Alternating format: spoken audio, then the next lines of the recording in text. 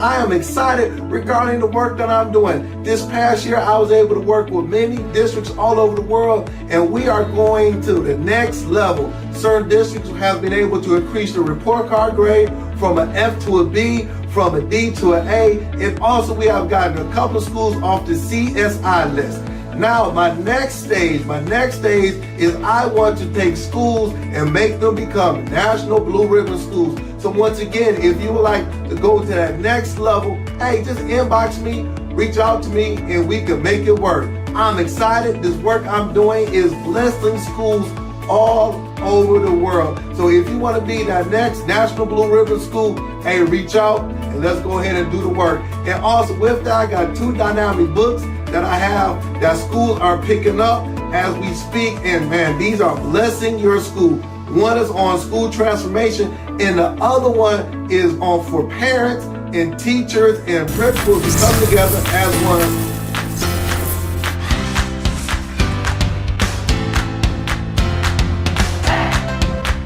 If you can really take the map and drive the instructor inside the classroom and link it to the M step, then everything will move.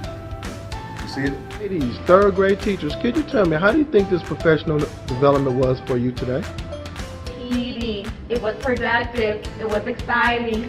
We will never leave Mr. Hurt's advising. Because the schools that I've worked with, the teachers I've worked with, their scores just go through the roof, because what I do is I talk about practical stuff that's practical.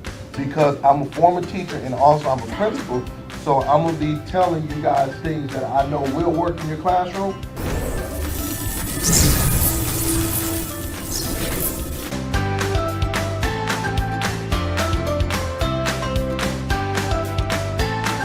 For booking. So I believe that, if everybody say it can't get done, I'm like, yes it can, why not? I said, if these kids can't read, then I'm not gonna call them. All this, mom, dad, I'm gonna look you in your face and say this kid can't read. We let them down. School, parents, we let them down, but I'm not gonna take them to the next grade knowing that they're not at grade level.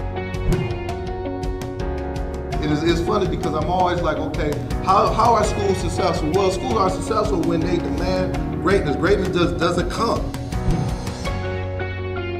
We're about to make history. We're about to learn. We're about to grow. We're about to make history. And then, mark my words, it's going to be other school districts, other places around it that's going to be doing this thing. Good morning, everyone. Good morning. This is Sean Hurt with your Saturday morning podcast,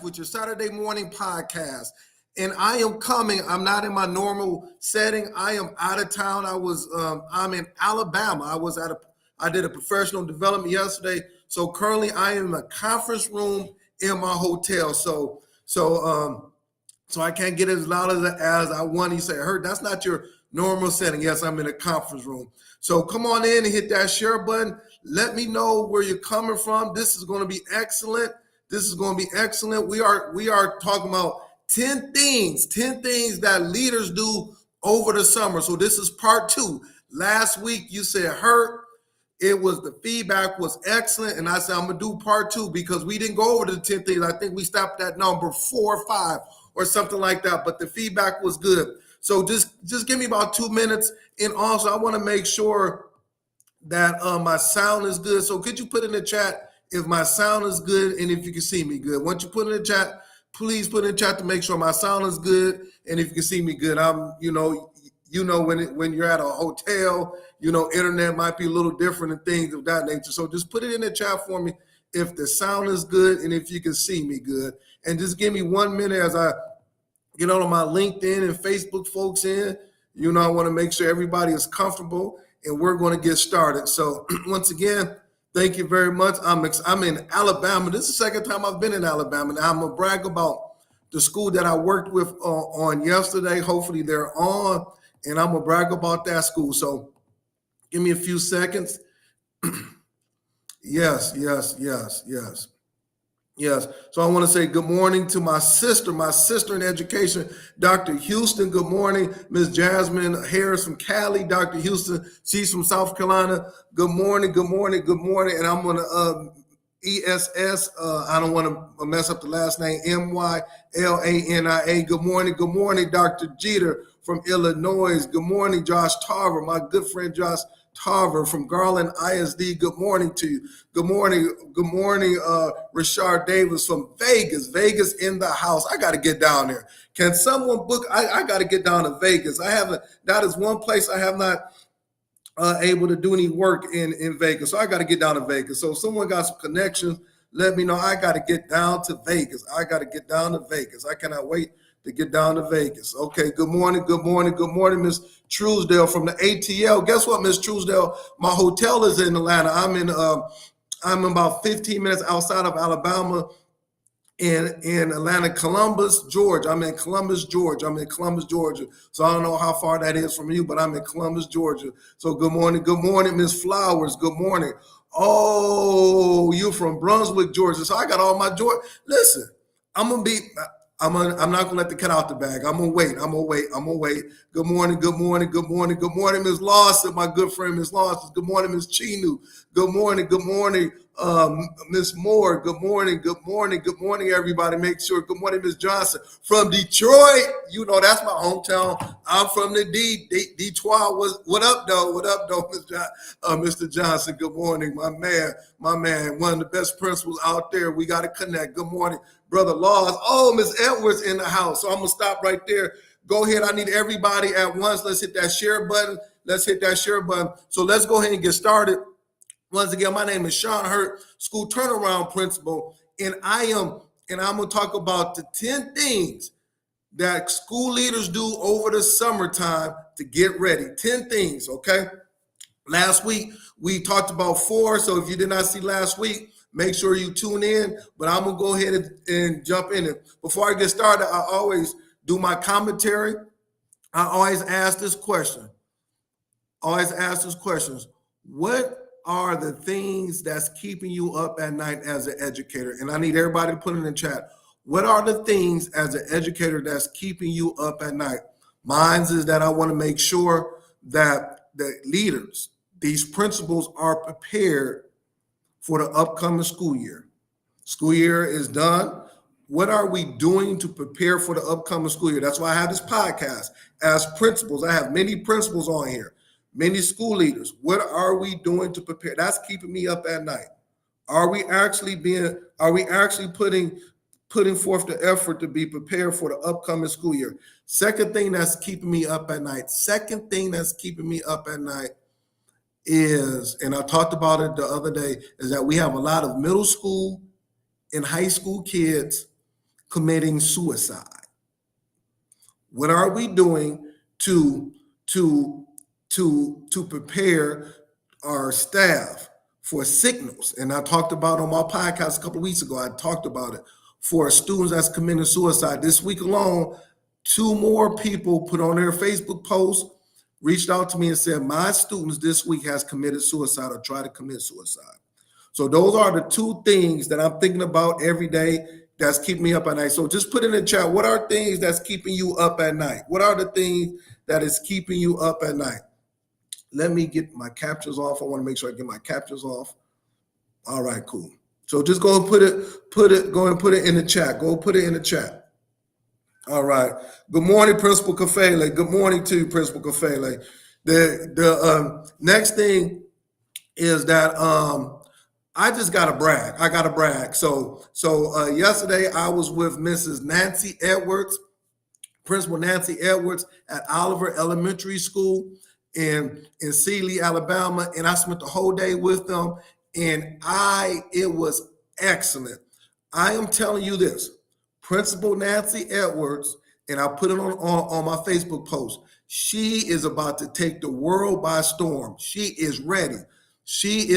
Her thing, what she told me, she said, I want to be the best elementary school in Alabama within a year. She didn't say 3 or 4 years. She said, I want to be the best. What does the best look like? She said, my academic achievement, I want to have the highest academic achievement in Alabama. And yesterday I was with her staff, her and her leadership team, and we, for about 4 or 5 hours, and we got to work. Now, imagine this. her school is already, and I'm gonna say this again, her school is already a high-performing school. They are already a high-performing school. They are a B school. She said, Hurt, I'm bringing you in. We're going to go ahead and set goals for the next year. We're going to put systems in place. We're going to look at our iReady data, our state data. We're going to look at what quality classrooms look like, and we're going to get prepared for August, and we're going to do it on May the 31st. So she's already ready to go on May the 31st for August. So she's 2.5 months in advance ready to go. And this is a high-performing school. Nancy Edwards is a high-performing principal, and she's ready to go. I was outdone. And not only her, yes, I'm talking about you, Nancy Edwards. I told you I was going to brag about you. But not only her, but she had her leadership team with her. I'm going to say this again. It wasn't just her. She had her leadership team with her. So listen, Nancy Edwards, hats off. I enjoy myself. I am going to be with her school for the whole year. I'm going to walk her through, and mark my words. For all of my friends, mark my words. And Nancy Edwards, put it in the chat. I saw that you hear. Mark my words. She will have the highest performing elementary school in Alabama come next year. You just talking again. No, I don't talk. I've been on my podcast for 3 years, and you have seen documentation of principals. Principal Oglesby, Dr. Kuhn, Principal Howard. The list goes on, and I'm giving you testimonies. They've been in the newspaper. News came to their school about them being the highest performing school in their state. So Alabama, look out. You better step up. Principal Edwards is she on fire. She on fire. Yes, she's right here. We enjoyed you. Your support is a game changer. Listen, let's go to the next level. That's why we're doing the work. So hats off to you, Principal Edwards, and our team. And then on June the 13th and the 14th, I'm going to be in Atlanta, Georgia. I'm going to be in Atlanta, Georgia, and I'm going to be working with a school, and I cannot wait. So I'll be bringing that fire too. So, hey, I'm excited. All right, so let's go ahead and kind of jump in, and I don't want to waste time. I need all of my time. Hit that share button. Give me some emojis. Let me know what you're thinking. 10 things that educators do over the summertime to have a successful school. 10 things that educators do over the summertime. I'm talking about the successful educators, the principals, assistant superintendents, coaches. These are the things these are non-negotiable that you do over the summertime to get ready for the upcoming school year. We don't wait till a week, 2 weeks, 3 weeks, a month before school start. No, we start that now.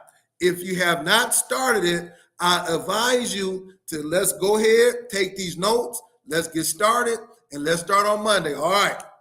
So last week, we did the first 4. I'm not going to go back to that. Look at the podcast, but we're going to jump on number 5. These are the things. All right. Next thing, what do we do? Because you say, Hurt, I want to be a high-performing school. If you are a principal administrator, you seek out coaching for yourself. Write it down. You seek out coaching for yourself. Having a growth mindset and critic is very important for you to grow. Yeah, I know you've been a principal for 8 or 9 years. I know, but seek out coaching. Well, how do I seek out coaching? These podcasts, my podcast, Create and Educate, Principal Kafele, Josh Tarver. These are people. These are free information that you're getting. You're being coached. It's just like all the people on here. We're coaching. We're going back and forth. You're getting ideas. I've had so many people that say, Hurt, I'm going to take what you said on a podcast and implement it on Monday, whether it's the data analysis, whether it's spending 80% of your time in the classroom, whether it's how to observe what quality teaching looks like, whether it's coaching. All of those things you're getting and you're putting in your tool belt for the upcoming school year. And also with that, it allows for your coach to give you critical feedback. Everybody say feedback. Put in comments, feedback. You got to get feedback. All of the top principals, educators, they are open to feedback.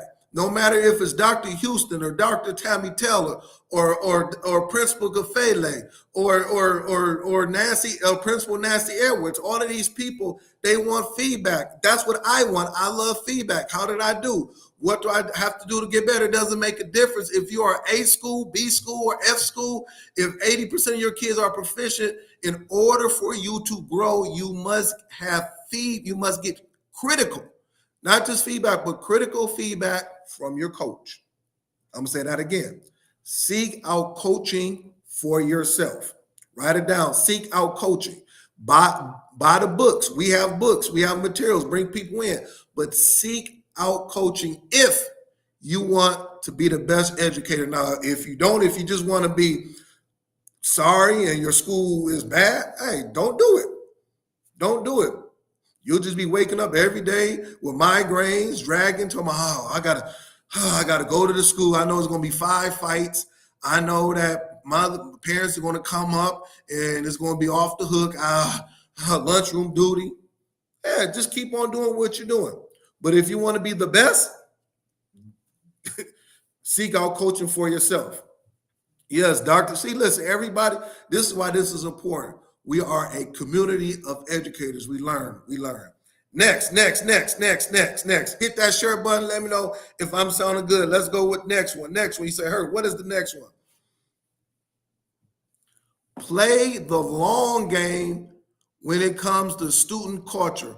Play the long game when it comes to student culture. So you don't set your culture up when school starts. You set your culture up now. Set your culture up now. Well, Herb, what do you mean by that?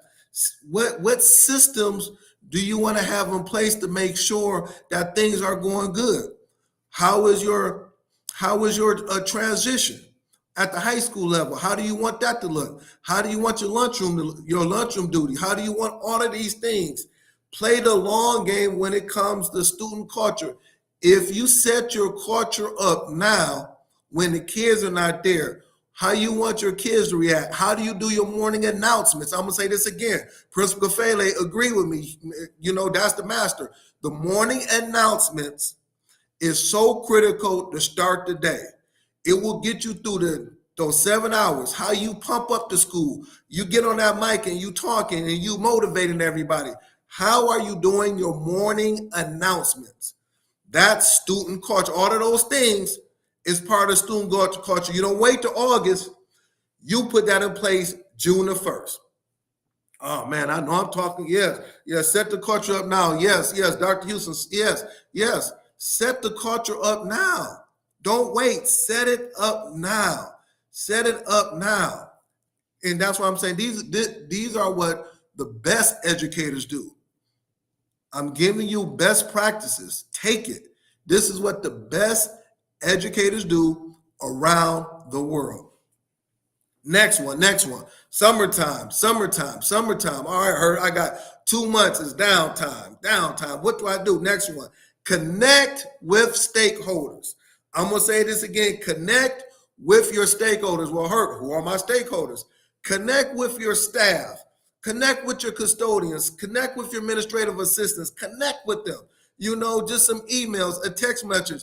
Build those bonds with your team. These are your stakeholders. When August comes for 9-10 months, you're going to be in classrooms. You're going to be observing. You're going to be in lunchroom, the hallways. You're not going to be able to sit and connect with them as much as you would have during the summertime. Man, listen, when I was a teacher and when Mr. Washington, that was my principal, when he would call me, send me a text, hey, Herb, man, just calling, just checking on you, how you doing, thinking about you, little stuff like that, a little email with a smiley face. All of those things go a long way. Now, in addition to your stakeholders, I'm going to give you a piece of advice. Also connect with your parents over the summertime. So I'm going to park it right there, and I'm going to explain to everybody what I mean. A lot of times during the school year, we will connect with parents or call parents when things might not be good. Little Johnny, he got in trouble. I'm just calling you, Mom, let you know about what took place, blah, blah, blah. Okay, But what about in the summertime when you could say, Ms. Johnson, I was just calling just to let you know that I was thinking about you. Not even a student. I was thinking about you, letting you know how much I appreciate you always supporting my school. So as a principal, what I did was every week I would reach out to about 10 parents. 10 times 4 is 40. 2 months, 80, about 85 to 90 parents throughout the summertime, and just reach out to them and just with a quick phone call or an email. I connected with my stakeholders, but also I planted seeds with my parents. And then also I was very strategic. So I knew the parents whose voices was very active in the community, whose kids tend to get in trouble all of the time. Those was my best people. So I would connect with them, check on the kids and things of that nature, because I wanted them to know how much I cared about them, but I wanted to plant the seed over the summertime when nothing happened. So if something happened in October with Raheem's mama would be like, listen, I know Mr. Hurt like you. I know the teacher care about you because they called me over the summertime. Raheem, I need you to get your stuff together. Does that make sense? And then also, I'm going to give you another piece of information, what I did. Since we're on here, for some of my parents, I knew when their birthdays was, and I had a stack of cards, birthday cards in my office. So whenever it was their birthdays, for some of my parents, please do this. Go to the dollar store, buy you 25, 30 birthday cards, okay?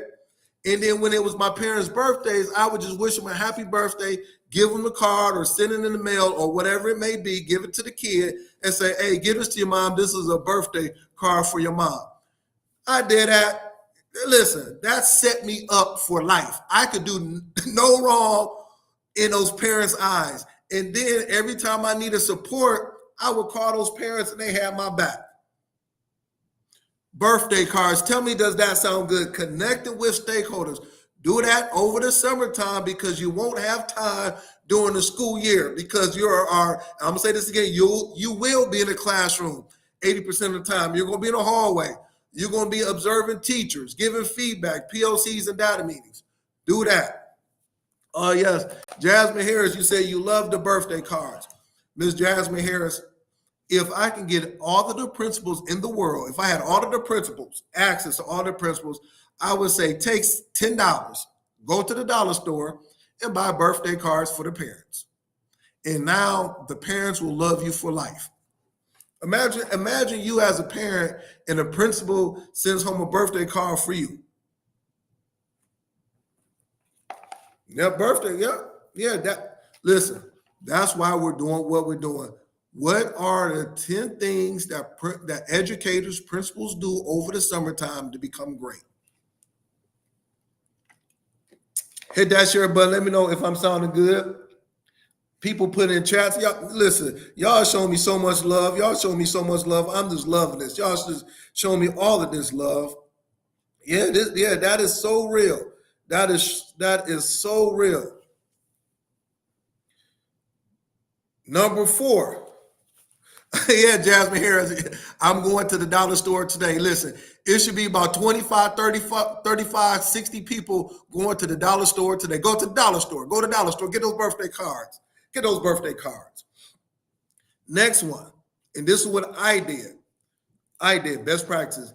Get out of the school, and I want you to select a restaurant or someplace in the community, and I want you to go there once a week. I want you to be strategic. The reason why is that people in the community, because your parents will be there, the students going to be there, whatever it may be, going to a restaurant. I used to, when I had hair at one time, I would go to the barbershop in the community and get my hair cut on Saturday morning. When I had hair, now I just cut my hair at home. When I had hair, or I would go to a restaurant. That was big because I wanted the community, I wanted the parents to see that I was part of the community. I was part of them. I understood where they ate at. I understood where they got their hair done at. I understood where their kids played sports at. I was part of the community. Even though I did not live in the community, I was part of the community. I couldn't do that during the school year because I'm coming to work at 7:30. I'm not leaving at 6:30 at night. but now I got downtime. So now I can go to that local restaurant and give me something to eat on a Thursday at about 4 o'clock or 3:30 and just kick it and just laugh and have a good time and relax because I'm not thinking about what's happening after school. I got 600 kids after school. I can't do that. I can go to breakfast on a Thursday, on a Friday morning, and take my, administrative assistant or take my leadership team. I could do those things, and it was good because I would see parents in there. Get out of the school during the summertime once or twice a week and just eat. Go shopping. Get your hair done. Those things go a long, long way. Those things go a long way. All right. Ooh, my time is running. I got 4 more minutes. Stay with me. Let me know if this is sounding good. Hit that share button. Hit that share button. Give me some love. Give me some emojis. Let me know if this is sounding good. I need to know if this is sounding good. Yes, feedback. I said, I need feedback. I need feedback. I need feedback. I need feedback. Next. I want you to, number 5, I want you to collaborate with your staff for your fall kickoff. Collaborate. Don't do it by yourself. I want you to collaborate. What does the fall kickoff before the students come back? You should have one day where all of the students and parents come, whether you're a high school principal, elementary. It's called a kickoff. A kickoff. What does that look like? How and collaborate with the staff. You want that to be so powerful. You want that to be the beginning of a successful 10 months of school. What does that kickoff look like? But I want you to collaborate. The reason why is because, especially with your leadership team, I want you to develop your leadership team and have skin in the game with your leadership team. You cannot do it by yourself. You need your leadership team. And that's what yesterday I spoke with when I was with Principal Edwards. She had her leadership team with her, and we collaborated together on setting goals, academic goals for the next school year. We collaborated together on the systems that we're going to have, that she's going to put in place to address some of the needs. We collaborated in place. Why is that collaboration important? Is because you want your leadership team to be the mouthpiece for you for the other people. It just can't be you, but if it's me and 6 or 7 other people saying the same thing, that means the other 25 or 30 staff members will get in line. It is not you, but it's the team. It's the team. A lot of times we are not developing and collaborating with our leadership team, and then consequently we want them to do stuff in September and October, November, but we never planted seeds in the summertime so they could be part of what's taking place. A lot of times people say, know what? Principal's going to make the decision, so we'll just go with it. We'll just ride with it. You don't want that. You want to be like, hey, when I say something, hey, that goes a long way with the principal. Oh, when I put that idea out on the table, 2 weeks, 3 weeks after that, we put it in place. So now the leadership team believes that they have skin in the game. Oh man, it's 10:29. I'm okay. The last one is I need you to build a strategic summer calendar. Build it now. Don't wait. A strategic summer calendar regarding the things that we talked about. What is your PD going to look like? What are you going to be doing to get better? When your vacation time. These are the 10 documents I'm going to send out every once a week to my staff. I got to make sure I do my interviewing process. I got to have my schedules together. Make sure you do a strategic summer calendar. The word is strategic, okay? So I'm going to stop right there. It is 10:30. This is what I would like. Please make sure that you, share this with somebody. Make sure that you give me feedback. If you have not subscribed to my YouTube page, please subscribe to my YouTube page ASAP. I have hundreds of hours of videos on there, content that will blow your mind. And the last thing is that I have a new book. I don't have it with me, but I have a new parent book. Thank you very much for everybody supporting me. I sent those out. I sent copies out last week. If you have not picked up my parent book, go on my website and pick up my parent book. It will bless you and your parents. So thank you very much. May God bless you. Have a blessed week. Everybody tune to Create and Educate for me. And I will see you next week, same time, same place. And Principal Edwards, you will have the highest performing school in Alabama, and keep up the good work, you and your leadership team. Thank you.